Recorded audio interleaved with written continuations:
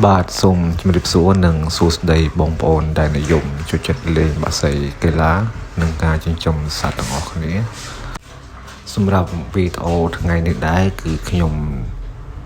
ថតមកចែកជូនបងប្អូនមើលលេងកម្សាន្តហើយសម្រាប់ថ្ងៃនេះដែរគឺខ្ញុំ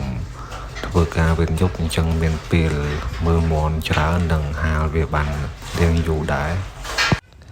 ហើយម្យ៉ាងវិញទៀតមន់ទាំងអស់នេះគឺយើងយកទៅចិញ្ចូលខ្លះនៅខែមួយហ្នឹងប៉ុន្តែសម្រាប់មេអំបែងនេះគឺជើងវាអត់ទាន់ជាទេដល់ពេលណាយើងឡើងទៅជើងវានៅឈឺនៅឡើយហើយមួយទៀតរោមវាទុំតែដុកបានប្រហែលជា 80% អញ្ចឹងមកនេះប្រហែលជាខែ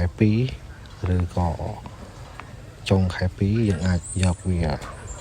លេងបានហើយគីឡូរបស់វាគឺ29 30ប្រហែលប៉ុណ្ណឹងចុងបងប្អូនឃើញវាដើរតិចៗចឹងគឺជើងវានៅឈឺនៅឡើយចំណែកឯជួយមួយនេះគីឡូរបស់វាគឺ30ចឹងខែក្រោយប្រហែលជាពាក់កណ្ដាលខែហ្នឹងយើងយកវាទៅលេងដែរហើយសម្រាប់មននេះដែរគឺខ្ញុំយកវាមកពីខាងភ្នំពេញហើយវាមិនទាន់បានជុលម្ដងណាទេការនោះយកមកអត់ទាន់បានជុលទេដោយសារឬគីឡូអត់ត្រូវមួយយ៉ាងទៀតវាជំរុះរោមហើយខ្ញុំក៏ទុកវាឲ្យរស់រោមដូរសាថ្មីប៉ុន្តែឥឡូវដូររោមបានជិត 100% វិញហើយចឹងយើងគ្រាន់តែបើចំណីវាដាក់ថ្នាំកម្លាំងតិចតួចដើម្បីត្រៀមលេងនៅពាក់កណ្ដាលខែក្រោយហ្នឹងសម្រាប់មេអំបែងនេះគឺវាជុលឆ្នាំម្ដងហើយបាក់ស្លាប់ប៉ុន្តែឥឡូវ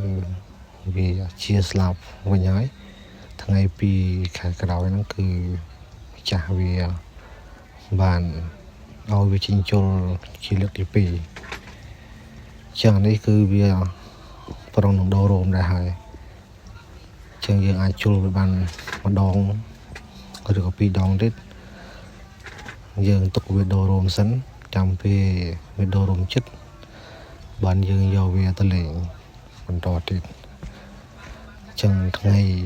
2ខែក្រោយណាគឺវាចិញ្ជុលដែរហើយសម្រាប់ទូចនេះគីឡូ25ជុលគូណាត់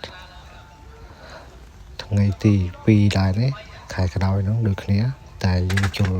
គូណាត់ពេលអាគូណាត់ហ្នឹងមិនមែនជុលធំទេបងប្អូនជុលសាក់ផ្លាយវាទេជុលតិចតួចទេ